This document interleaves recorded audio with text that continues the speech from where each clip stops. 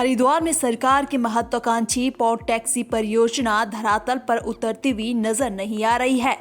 स्थानीय व्यापारियों और अन्य संगठनों के विरोध के चलते पॉड टैक्सी की राह में कई रुकावटें आ रही हैं।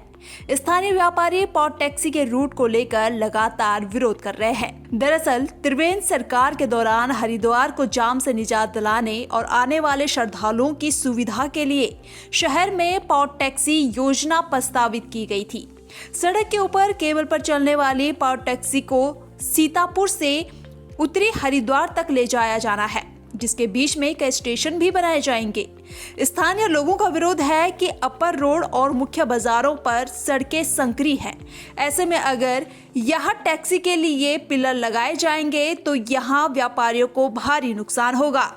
इस बात पर हरिद्वार के सभी छोटे बड़े व्यापार मंडल एकजुट होकर प्रोजेक्ट का रूट बदले जाने की मांग कर रहे हैं। हमारा विरोध शुरू से है, पॉड टैक्सी का नहीं है, पॉड टैक्सी के रूट का विरोध है। आप इन्हें गंगा जी के किनारे ले जाओ, पॉड टैक्सी ले जाओ, मेट्रो ले जाओ, कोई और योजना लानी है गंगा जी के किनारे से बाहर ले जाओ। शहर के अंदर से इसका विरोध था, है और रहेगा।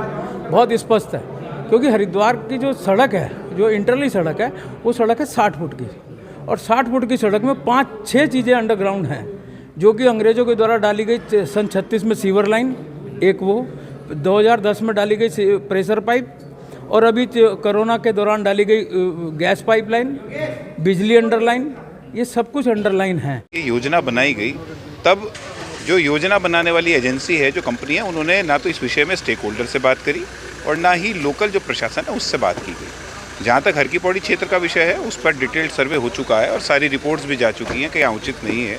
और आज सभी व्यापार मंडलों ने आज ये यहाँ पर आपत्ति जाहिर की, कनखल का हो, ज्वालापुर का हो, कि क्योंकि अभी भी इस बात को लेकर एक बहुत बड़ा संशय और शंका है कि ये अगर पॉड टैक्सी परियोजना आई तो क्राउड मैनेजमेंट में लोगों को इससे लाभ होगा या और हानि होगी, क्योंकि हरिद्वार की कहीं ना कहीं काफ़ी एरिया ऐसे हैं जिसकी सड़कों की चौड़ाई उतनी नहीं है कि जहां रेलवे ट्रैक के लिए जो पिलर्स आएंगे उनकी वजह से लोगों को सुविधा हो सके। जिन जिन स्थानों से पॉड टैक्सी का रूट जा रहा है, उन स्थानों पे वाकई में क्या लोगों की भ्रांतियां दूर करने के लिए, जो संशय दूर करने के लिए एक कमेटी का गठन किया जाए, कि वो कमेटी मौके पर आके जितने भी स्टेक होल्डर्स हैं उनके साथ एक मीटिंग कर ले और चेक कर ले, दिखाएं मौके में प्रैक्टिकली कि कल के दिन में अगर पॉड टैक्सी के लिए जो स्ट्रक्चर्स वगैरह, इंफ्रास्ट्रक्चर वगैरह डेवलप करना है तो क्या स्थिति रहेगी।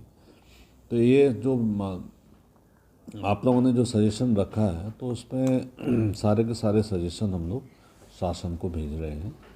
हरिद्वार में पॉड टैक्सी चलाने को लेकर बीते 4 सालों में अधिकारियों और स्थानीय व्यापारियों के बीच कई बैठकें हो चुकी हैं।